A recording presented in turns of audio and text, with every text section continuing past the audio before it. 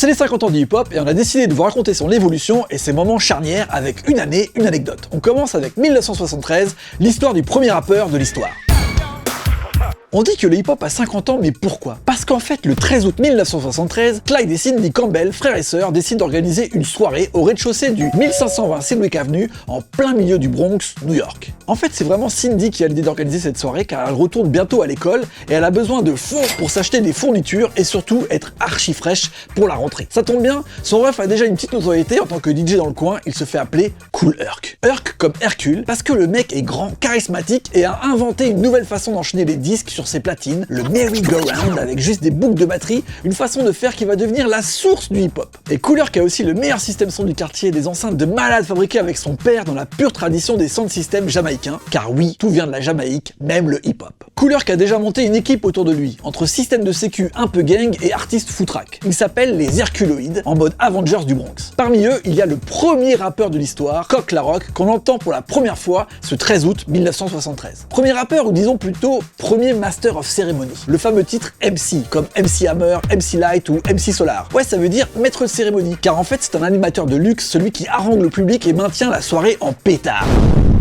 Mais la nouveauté de Coq La Rock, c'est d'avoir des petites routines en rythme et en rime, comme par exemple You rock and you don't stop, ou Hotel, Motel, You don't tell, We won't tell, qu'on a entendu après absolument partout. Et ben c'est Coq La Rock qui les a inventés, ces petits gimmicks, ces petits mantras en rime qui vont être repris partout dans l'industrie du rap plus tard. Mais justement, dès que le rap est devenu une industrie, avec des disques, des groupes, des rappeurs, Kool Herc et Coq La Rock ont disparu. Notamment avec le premier grand succès du rap sur disque, Rapper's Delight de Sugar Hill Gang. 1979, l'histoire du premier morceau du rap de l'histoire. À la fin des années 70, le hip-hop est devenu un mouvement culturel énorme, surtout à New York. Mais pour l'instant, aucun disque n'a réussi à recréer l'ambiance si particulière des block parties de Kool Herc, Grandmaster Flash ou Afrika Bambaataa. Pourtant, en 1979, Sugar Hill Gang, un groupe monté de toutes pièces par Sylvia Robinson, va exploser tout ça avec un tube, Rapper's Delight, qui reprend le Good Times de Chic, sorti quelques mois plus tôt. Et vous connaissez absolument tous ce morceau, c'est le premier vrai succès du rap, mais ce n'est pas le premier morceau de rap sur disque, malgré ce que beaucoup pensent. Quelques mois plus tôt, le groupe de disco-funk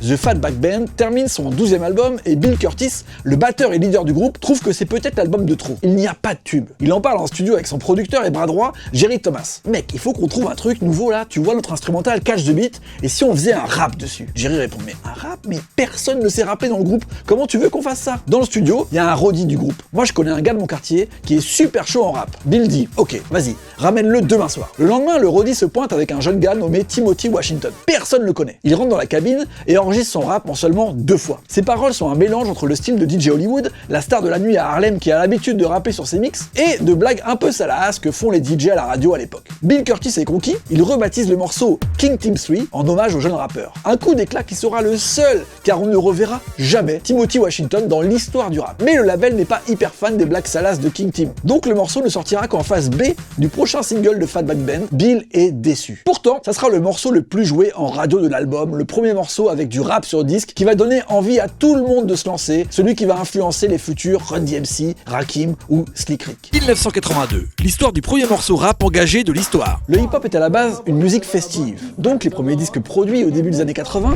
essayent toujours de retranscrire cette ambiance pour mixer, danser, chanter, se mesurer les uns les autres dans une compétition saine. À l'époque, c'est vraiment les DJ les stars. Donc il n'est pas étonnant de voir Sylvia Robinson, encore elle, signer rapidement Grandmaster Flash sur son label Sugar Hill Records. Car Grandmaster Flash, à l'époque, c'est vraiment le boss des DJ. Problème, impossible de retranscrire la science de ses mix et ses scratchs sur un disque. Donc Flash vient avec son groupe 5 rappeurs, les Furious Five. Et ensemble, ils sortent des disques qui retranscrivent l'énergie et la technique de leur soirée, leurs block parties. Mais en 1982, Sylvia Robinson veut un morceau plus dur, moins festif, qui décrit vraiment le mode de vie des ghettos new-yorkais. Et ça tombe bien, un des auteurs et compositeurs de son label, Duke Bully, vient d'écrire un morceau plus réel, composé au piano dans la cave de sa mère, avec comme inspiration la grève des transports qui sévit à ce moment-là à New York. Son morceau est plus lent, plus dur que le rap de l'époque. Il l'appelle In the Jungle. Première écoute, Sylvia est enchantée.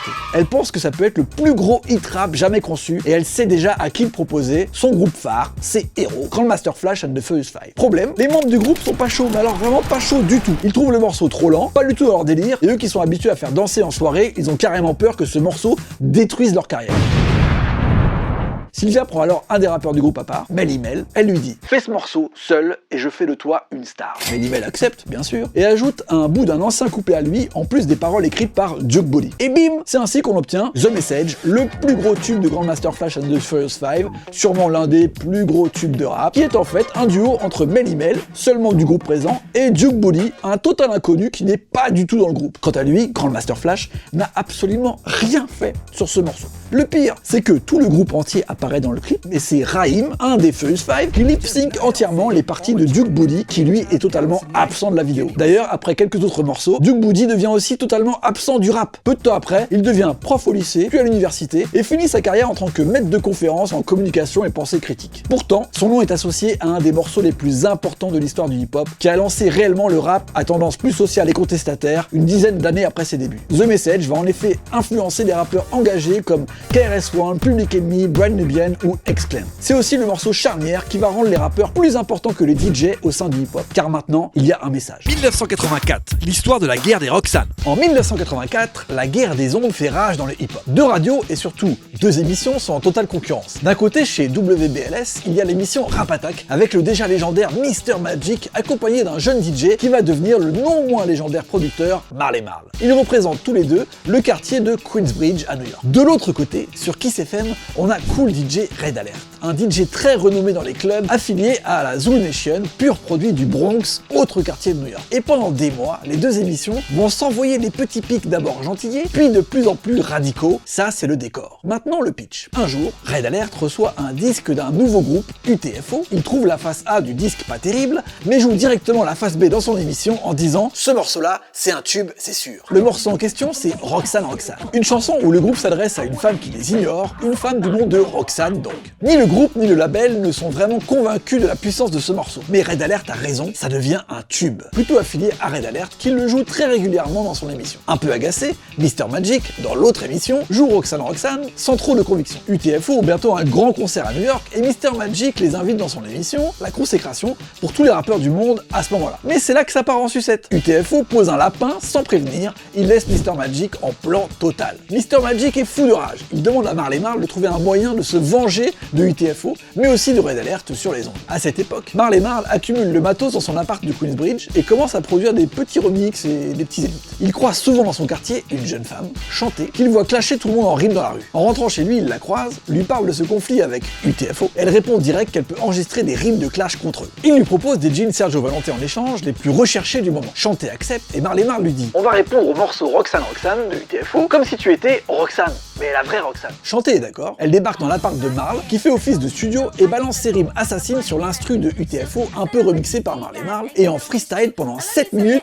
elle envoie du clash. Marley boucle ça, le met sur bande et l'emporte directement à Mr Magic pour qu'il le diffuse sur Rap Attack. Et là, c'est le raz-de-marée. Le morceau est demandé par tout le monde, enregistré et diffusé sur cassette, passé de main à main dans la rue. Un label de Philadelphie, Pop Art, va même enregistrer le morceau directement à la radio pour le sortir en disque sous le nom Roxane's Revenge, la revanche de Roxane. Très rapidement, plus de 250 000 exemplaires du disque sont vendus et Chanté devient une star, renommée Roxane Chanté, juste à cause de ce morceau. C'est le premier clash sur disque de l'histoire qui va la lancer dans une carrière fulgurante, notamment avec le Juice Crew de Mr Magic et Marley Marl. Par contre, elle n'aura jamais vu la couleur de ses jeans Sergio Valente. Quand ils ont enregistré ce morceau, Marley Marl et Roxane Chanté ne savent pas que ce n'est que le début d'une guerre énorme qu'on appellera The Roxane Wars, la guerre des Roxane, avec des réponses de The Real Roxane, lancée par UTFO, puis des dizaines et des dizaines de morceaux impliquant plus d'une centaine d'artistes et des personnages fictifs comme les parents de Roxane, les frères de Roxane, la sœur de Roxane et même son docteur. Et oui, ça part complètement en sucette. Mais c'est le vrai premier crossover de clash dans le rap qui va lancer tout le reste. Et la rivalité entre Mr Magic et Red Alert ne fait que commencer car bientôt,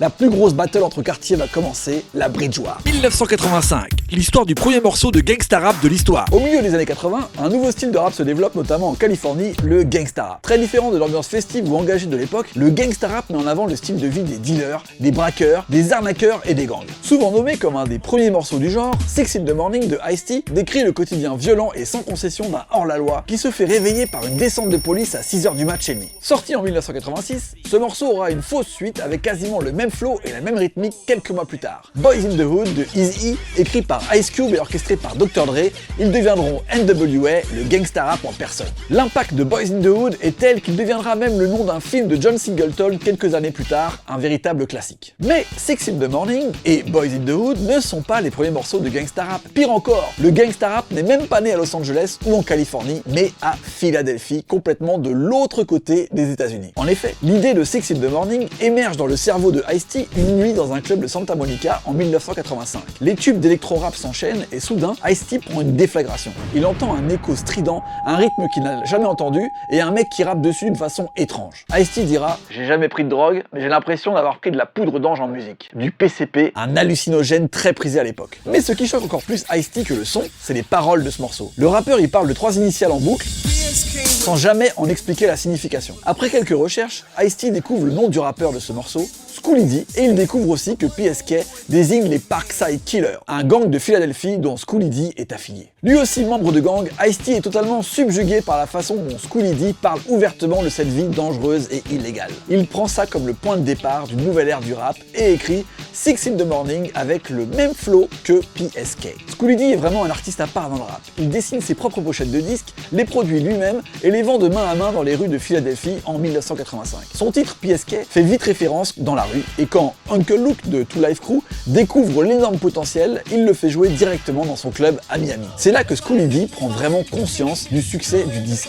Et c'est ainsi que le gangsta rap s'est propagé pour finir dans un club à Santa Monica et influencer Ice-T, puis Ice Cube et NWA. Depuis, le gangsta rap est devenu le genre le plus populaire dans le rap mondial avec ses stars comme Tupac, Notorious B.I.G., Cool J-Rap ou 50 Cent. Le gangsta rap devient même le plus gros cliché du rap mondial avec ses grosses voitures, ses chaînes en or, ses armes et sa violence verbale. 1986, l'histoire du premier deal avec une marque de l'histoire. Au milieu des années 80, un groupe a totalement changé la vision du rap. Il s'agit de Run DMC. En quelques mois, le trio du Queens a révolutionné les codes, autant dans la production, le flow, mais aussi la façon de s'habiller et de se comporter. Stop au déguisement de cow-boy et aux vestes en cuir sans manches, bienvenue au bob kangol, basket et survêtements, le style des B-Boys. Run DMC est plus proche de ce qui se passe dans les rues de New York à ce moment-là, et ils vont devenir les premières stars planétaires du rap moderne. En 1986, ils ont déjà 3 albums à leur actif et des énormes succès dont leur collaboration avec Aerosmith, qui va leur ouvrir un public encore plus large. Leur dernier album en date, Raising Hell, est le top de leur carrière, et aussi le premier album de rap à devenir disque de platine. Un accomplissement incroyable parmi tous ceux qu'ils ont déjà réalisés.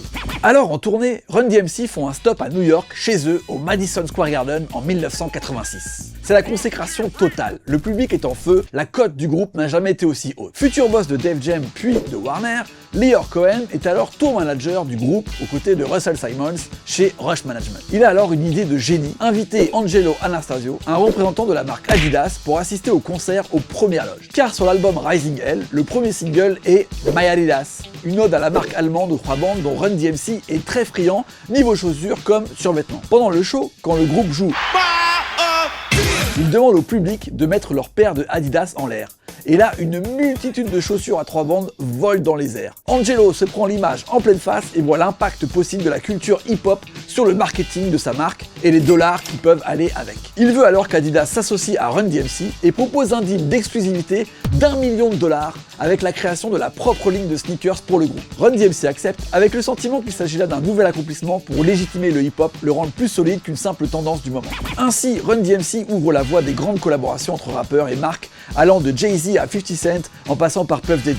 Ils sont même à l'origine de ces créations de marques qui se multiplient dans l'histoire du rap et du hip-hop ensuite. 1990, l'histoire du gros logo noir et blanc Parental Advisory Explicit Lyrics. En 1984, Mary Tipper Gore, la femme d'Al Gore à l'époque, entend leur fille de 11 ans chanter à fond Darling Nikki de Prince. Problème, ça parle de masturbation. Tipper Gore est choqué et propose avec son groupe, le Parents Music Resource Center, une alerte à appliquer sur les disques trop obscènes, violents ou orduriers. Après de multiples remous au Congrès, ils atteignent leur but avec un premier label à mettre derrière la pochette, Parental Guidance Explicit Lyrics. Pendant ce temps, à Miami, Luther Campbell est un jeune promoteur de concerts et animateur radio. Il découvre un groupe californien nommé Two Live Crew et décide de le faire jouer dans ses soirées. Le contact passe hyper bien et Luther devient leur manager, puis mentor, leader, membre à part entière, sous le nom de Luke Skywalker Skywalker, oui, vous avez capté, une référence à Star Wars. Rapidement, le style de Two Live Crew devient extrêmement électrique, caustique et tourné vers les clubs. En gros, ça parle de sexe avec des blagues sur des rythmes super speed. C'est ce qu'on appelle la Miami Bass. Et ça cartonne. Rapidement, Luke et ses amis deviennent des stars en Floride, puis dans les États limitrophes. Mais voilà, Tipper Gore et ses amis, les parents de la morale, ne voient pas d'un très bon œil la musique salace de Two Live Crew. En 1988, un disquaire est carrément arrêté par un policier en civil parce qu'il lui avait vendu un album de Two Live Crew. Pourtant, le groupe réitère en 1989 avec le classique As Nasty As They Wanna Be, sur lequel on retrouve leur tube Me So Horny, très explicite. L'album cartonne et devient leur premier disque de platine. Et là, c'est la goutte qui fait déborder la piscine. La Cour fédérale de Floride condamne l'album pour obscénité. Il est censuré, interdit de vente en Floride. C'est le premier album de l'histoire à être jugé obscène et censuré. Le jugement sera cassé plus tard, mais Two Live Crew reste dans le viseur des censeurs, notamment de Tipper Gore et son groupe de parents pas contents. Tout ça pour des blagues de cul en gros. En 1990, Luke et Two Live Crew reviennent avec un album au nom très provoque, Band in the USA. Et les parents pas contents en profitent pour y lancer le nouveau concept, un gros panneau noir et blanc obligatoire sur la pochette, Parental Advisory Explicit Lyrics. À partir de Band in the USA, tous les albums avec des paroles obscènes, violentes ou trop crues auront le droit à leur petit logo noir et blanc. En 2 ans, plus de 200 albums se voient apposer le Parental Advisory Explicit Lyrics et la plupart sont des albums de rap. Il va même devenir rapidement le symbole du rap hardcore et du gangsta rap dans toutes les années 90. Au final, il va sûrement devenir un argument de vente, celui d'une musique provoque et sans concession. 1991, l'histoire du sample qui a changé l'histoire du rap. À la fin des années 80, le Juice Crew est sûrement le groupe le plus important du monde du rap. Orchestré par Marley Marl, il accueille les meilleurs rappeurs du moment comme Kool G Rap, Big Daddy Kane, Masta Ace, Roxanne Shante et Biz Markie. Chacun avait son rôle et celui de Biz était l'humour du loser magnifique et la passion de la musique, comme sur son tube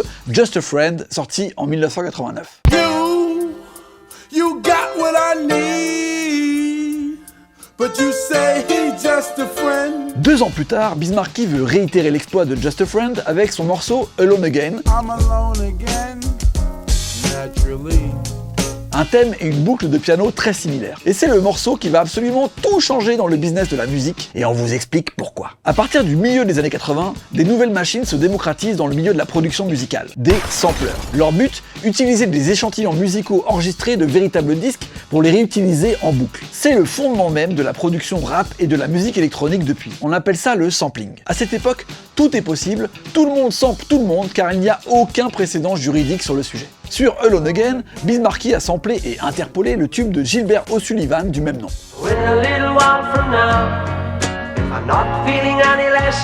Problème, le label de Biz avait demandé l'autorisation à Gilbert et il avait dit non. Mais le label a décidé de sortir le morceau quand même, en single et sur l'album I Need a Haircut. Et là, tout s'enchaîne. Gilbert O'Sullivan va passer l'affaire en justice et il va obtenir plus encore qu'il ne voulait. Une amende de 250 000 $ pour Biz Markie et son label. Et surtout, le retrait total de tous les disques de Biz Markie sur le marché avec son morceau, donc les singles et les albums. Pire encore, le juge va lancer l'affaire au pénal, accusant Biz Markie de vol, tout simplement.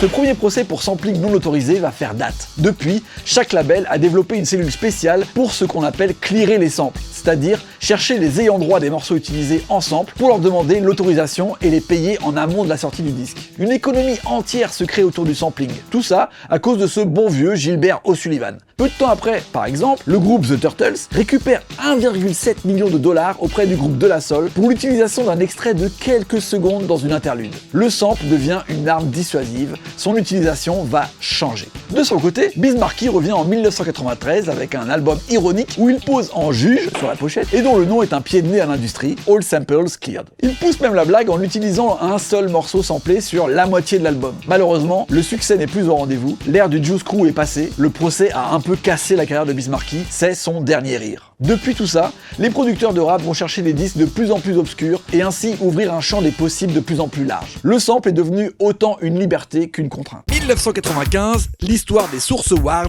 qui a changé l'histoire du rap à tout jamais. À la fin des années 80, un groupe californien attire toutes les attentions, NWA. Tout le monde du rap a les yeux rivés sur Los Angeles, sur la West Coast, c'est totalement nouveau. Et la East Coast, notamment les rappeurs originaires de New York, commencent à prendre le seum.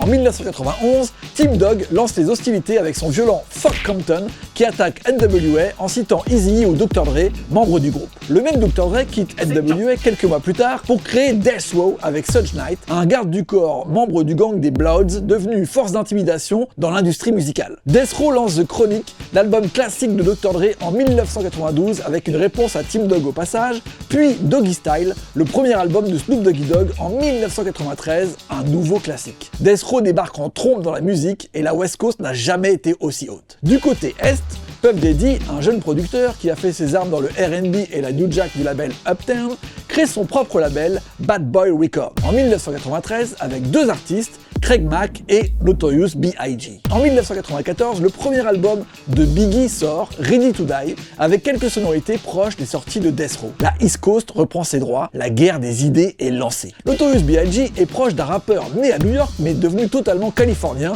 Tupac. Tupac n'est pas un tendre, il dérange pas mal de monde mais reste proche de New York et ses rappeurs. Malheureusement, le 30 novembre 1994, Tupac se fait tirer dessus dans l'ascenseur d'un studio d'enregistrement à New York. Il accuse Biggie, Puff Daddy et Bad Boy Records d'être derrière tout ça. La tension monte entre les deux côtes, ça c'est le décor. Si t'es un homme, tu viens ici.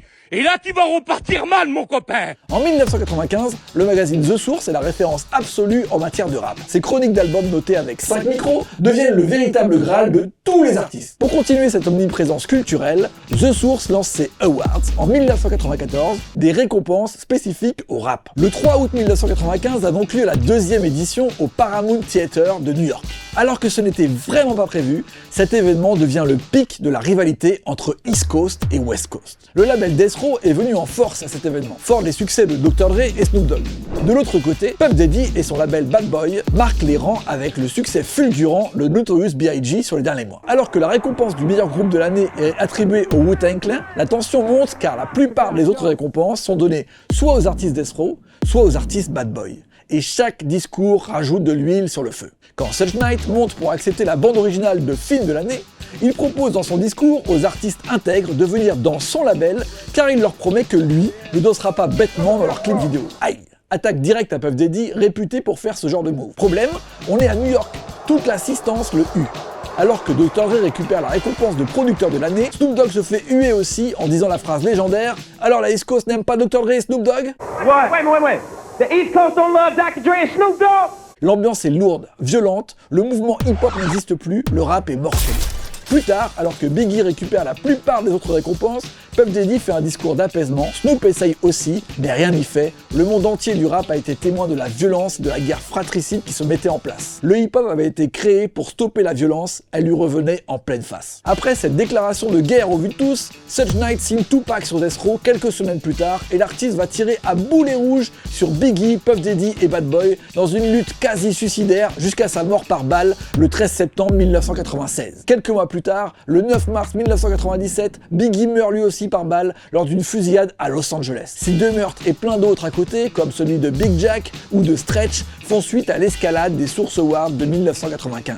Pendant ces mêmes Source Awards, un jeune duo obtient la récompense de meilleur nouveau groupe. Il s'agit de Big Boy et Andre 3000 du groupe Outkast. Et Outkast ne sont pas East Coast, Outkast ne sont pas West Coast. Alors qu'il est hué par la foule, Andre 3000 donne un discours fort en disant juste « Le Sud a quelque chose à dire ». En effet, quelques années plus tard, le sud des États-Unis va devenir le centre du rap avec des villes comme la Nouvelle-Orléans, Houston et surtout Atlanta, dont sont issus Outkast. Les Source Awards de 1995 marquent aussi la lente fin de l'hégémonie de Los Angeles et New York sur le rap. Bientôt, le sud va prendre le pouvoir, mais ça, c'est une autre histoire. Colmini,